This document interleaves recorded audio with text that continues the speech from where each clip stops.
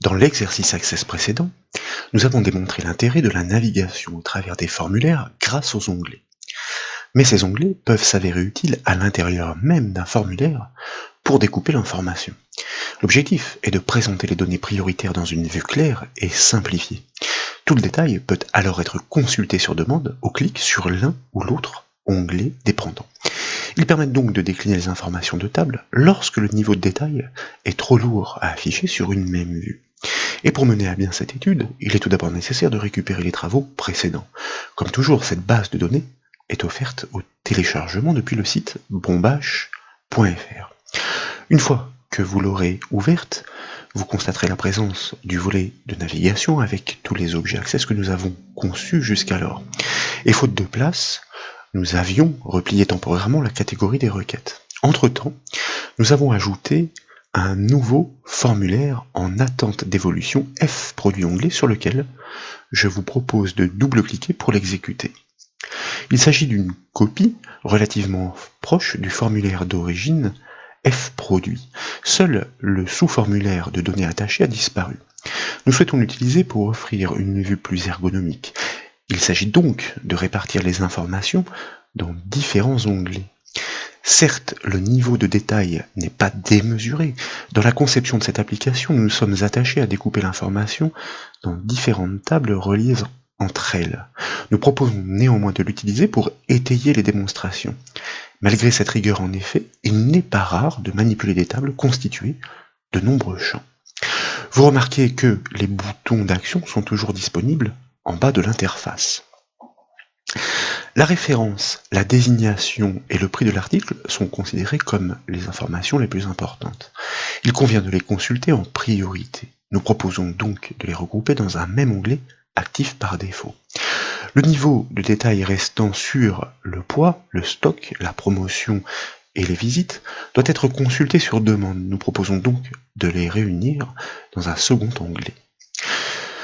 Pour mener à bien ces travaux, dans le ruban Accueil, tout d'abord, je vous propose de cliquer sur la flèche du bouton Affichage et comme toujours, dans la liste de choisir Mode Création. Ainsi, nous basculons dans la vue en conception du formulaire. À ce titre, et comme vous le savez, 3 rubans contextuels se rendent disponibles: Création, Organiser et Format. Ils sont précieux pour les opérations de mise en forme et de mise en page que nous devons entreprendre. Nous avons besoin de place en hauteur dans un premier temps. L'objectif est de positionner le contrôle des onglets. Il s'agit donc de descendre tout se situer en dessous de la section de titre, qui se nomme Désignation de l'article. Et pour cela, je vous invite, comme nous l'avons appris, à cliquer et glisser en regard sur la règle verticale de manière à croiser l'ensemble des contrôles impliqués. De cette manière, nous les regroupons tous dans une même sélection. Dès lors, nous n'avons plus qu'à cliquer et glisser sur l'un d'entre eux à la verticale pour obtenir un peu plus de place, effectivement, en hauteur, comme ceci sur quelques centimètres par exemple. Pour un déplacement précisément à la verticale, il convient de glisser avec la souris tout en maintenant la touche Maj du clavier enfoncée.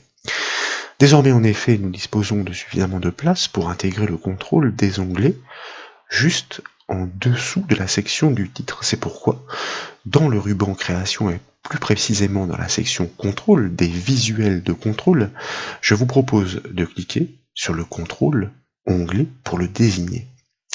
Ensuite, nous n'avons plus qu'à tracer un rectangle sur, disons, la largeur et la hauteur disponibles, à peu près, puisque rien n'est irréversible, et nous pouvons ensuite entreprendre des réglages affinés, notamment à l'aide des rubans contextuels, mais aussi de la feuille de propriété.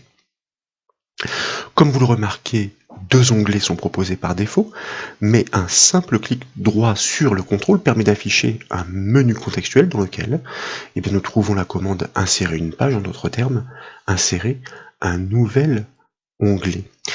Le premier de ces 2 onglets est naturellement actif par défaut. Des désignations et noms leur sont attribués. Il convient premièrement de les adapter. Pour ces opérations, et comme nous le disions, la feuille de propriété doit être visible. Et comme vous le savez, c'est le bouton du même nom dans le ruban contextuel Création qui permet de l'afficher comme de la masquer. Donc, Tout d'abord, avec l'onglet Format de la feuille de propriété que nous activons, eh bien, nous allons commencer à régler les couleurs de fond. Tout d'abord, je vous propose de cliquer sur le petit bouton situé à l'extrémité de l'attribut Couleur au clic. De fait, une palette de couleurs apparaît dans laquelle je vous propose, par exemple, de sélectionner un gris moyen. Nous définissons ainsi une couleur explicitement différente pour identifier sans équivoque l'onglet actif. Ensuite, pour forcer le rendu, je vous propose désormais de cliquer sur le bouton de sa propriété couleur de texte au clic, donc elle porte bien son nom, et dans la palette de couleurs, il s'agirait de reproduire ce rouge rubis. Nous pourrions choisir cette couleur, mais elle n'est pas tout à fait identique. Souvenez-vous, nous pouvons choisir la rubrique, la commande autre couleur pour déclencher l'affichage de la palette des couleurs par l'onglet personnalisé afin de recréer par les composantes rouge, vert, bleu la couleur exacte 161, 54 et 56 que nous validons. Et effectivement, vous constatez que le texte de cet onglet actif séparé de cette couleur explicitement différente. Ensuite, je vous propose éventuellement de faire en sorte que ce texte soit un petit peu plus forcé grâce à l'attribut épaisseur police que nous allons basculer de standard à gras. Ce réglage, en revanche, concerne tous les onglets du contrôle. Ensuite, nous allons sélectionner seulement le premier des deux onglets en cliquant directement dessus, et puis nous allons activer l'onglet Toutes de sa feuille de propriété. Il convient dans un premier temps de lui appliquer un nom explicite. Les noms d'objets sont toujours très importants, à plus forte raison si nous souhaitons les piloter par le code. Page 120 n'est pas un nom très explicite. Je vous propose de le remplacer par exemple par le nom article 1 avec un underscore pour simuler l'espace comme toujours, car nous évitons les espaces dans les noms d'objets que nous pouvons valider avec la touche entrée du clavier. De fait, naturellement, l'attribut qui suit est sélectionné, et cela tombe bien puisque nous souhaitons précisément le renseigner avec une légende comme par exemple info.produit. Et à validation, vous remarquez qu'il s'agit bien de l'intitulé dont se part l'onglet indépendamment de son nom qui lui est utilisé pour le piloter. En revanche, afin de pouvoir les espacer entre eux, il peut s'avérer judicieux de préfixer la légende d'un espace ou deux. Ainsi, nous aérons la présentation. De fait, et dans la foulée, nous pouvons sélectionner le second onglet pour le personnaliser à son tour, et vous remarquez que au clic, il se part des couleurs que nous avons définies, aussi bien de la couleur d'arrière-plan que de la couleur de texte. De la même façon, donc, nous allons changer son nom en toute cohérence par rapport à la précédente désignation, article underscore 2, nous validons par la touche entrée du clavier de manière à activer l'attribut qui suit, légende, dans lequel nous allons saisir un texte explicite comme par exemple détail produit que nous validons à son tour, et de fait, cette désignation apparaît en tant qu'intitulé de l'onglet. Nous pouvons, comme précédemment, la préfixer d'un espace, une fois encore, pour aérer la présentation. À ce stade, nous avons entrepris quelques modifications d'usage. Il est donc pertinent d'enregistrer les modifications, par exemple par le raccourci clavier CTRL-S, avant de poursuivre donc, ou encore par l'icône de la disquette dans la barre d'accès rapide en haut de la fenêtre Access. Ensuite, la méthode pour insérer des contrôles dans un onglet précis peut s'avérer délicate, surtout lorsque ces contrôles existent déjà. Le fait de les cliquer et glisser en direction de l'onglet à implémenter ne fonctionne pas. D'ailleurs, nous pouvons en apporter la preuve, vous le constatez sur cette démonstration, lorsque nous relâchons le bouton de la souris, ces contrôles se superposent comme les onglets ont été positionnés a posteriori, ils sont placés au premier plan et de fait, ils masquent nos contrôles pour le prix de ce produit. Donc nous allons annuler cette manipulation, par exemple par le raccourci clavier CTRL-Z. Cet onglet doit en fait être explicitement sélectionné avant de débuter l'intégration. Dans cette configuration, d'ailleurs, il suffit de tracer un nouveau contrôle issu du ruban pour l'ajouter dans sa zone. Je vous propose, pour le constater, de cliquer sur un onglet, un des deux onglets qui n'est pas actif, comme par exemple dans ce cas, l'onglet Info produit. Et vous constatez que cette action a pour effet de délimiter sa zone de contenu par un cadre. Et d'ailleurs, ce cadre est entouré de poignées de redimensionnement aux extrémités et au milieu des arêtes. Il en va de même donc si nous cliquons sur le second onglet pour constater effectivement que sa zone de contenu est explicitement active. La méthode consiste donc premièrement à couper les contrôles à inclure. Il faut ensuite sélectionner explicitement la zone de contenu de l'onglet de destination. Enfin, il faut y coller ces contrôles. Avec leur étiquette, je vous propose donc de sélectionner ensemble le contrôle produit ref, produit nom et produit prix. Comme vous le savez, la méthode consiste à les cliquer tour à tour tout en maintenant la touche CTRL du clavier enfoncée. Dès lors, nous pouvons les couper par le raccourci clavier CTRL X par exemple, et puis nous sélectionnons l'onglet de destination de manière à activer sa zone de contenu explicitement délimitée par son cadre. Nous n'avons plus qu'à y coller les contrôles précédemment coupés par le raccourci clavier CTRL V par exemple. Il s'agit éventuellement d'envisager une réorganisation des informations, car souvenez-vous, la désignation peut présenter des intitulés relativement longs.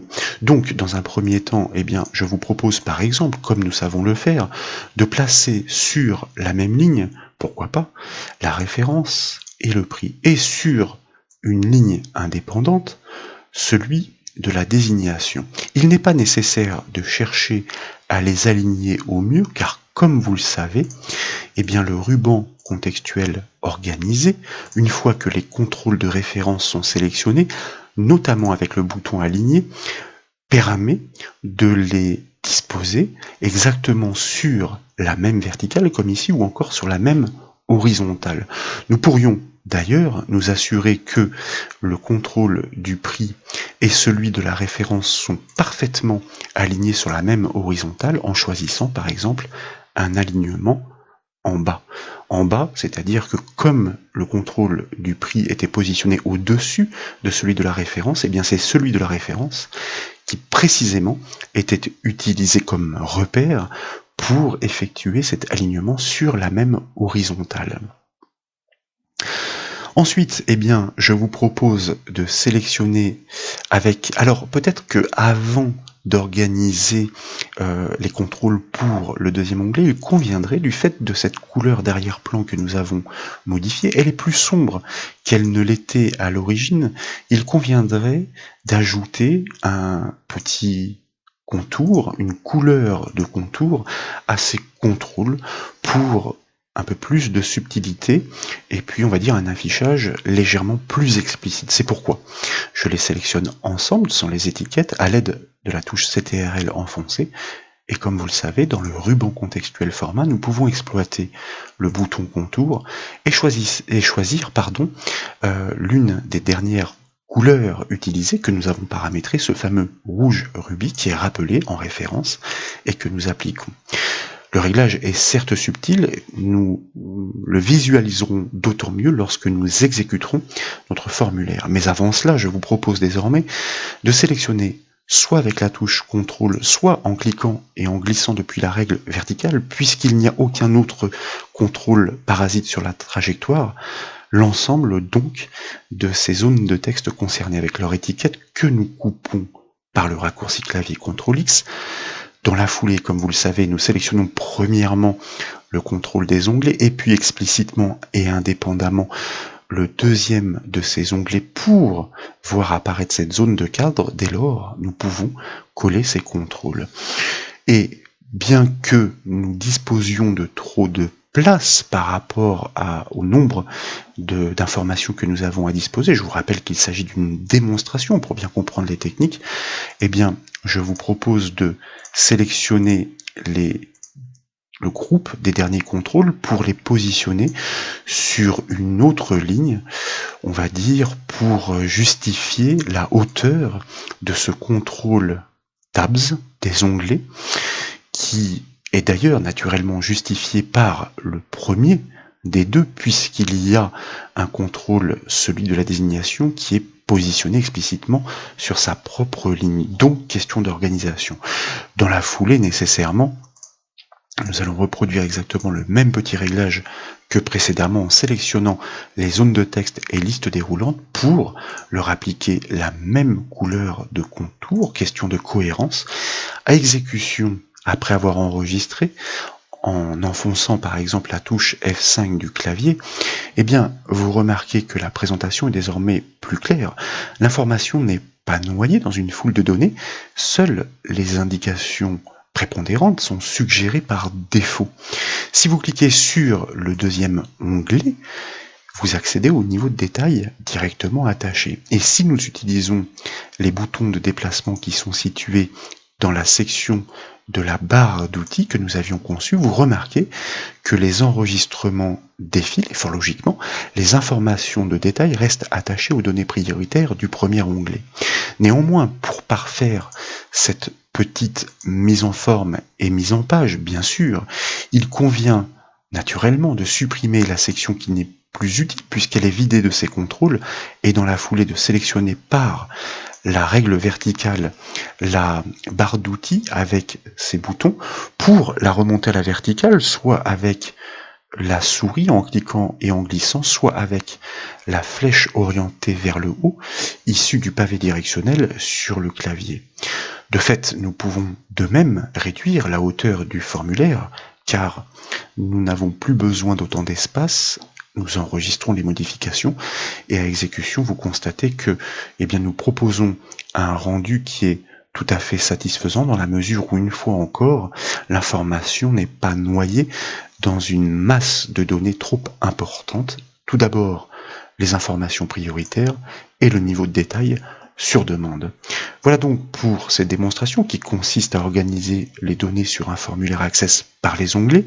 J'espère qu'elles vous ont plu. Si c'est le cas, comme toujours, je compte sur vous pour mettre un petit j'aime à la vidéo. Et comme vous le savez, vous pouvez retrouver toutes les autres formations et exercices sur le site bombache.fr. Je vous remercie.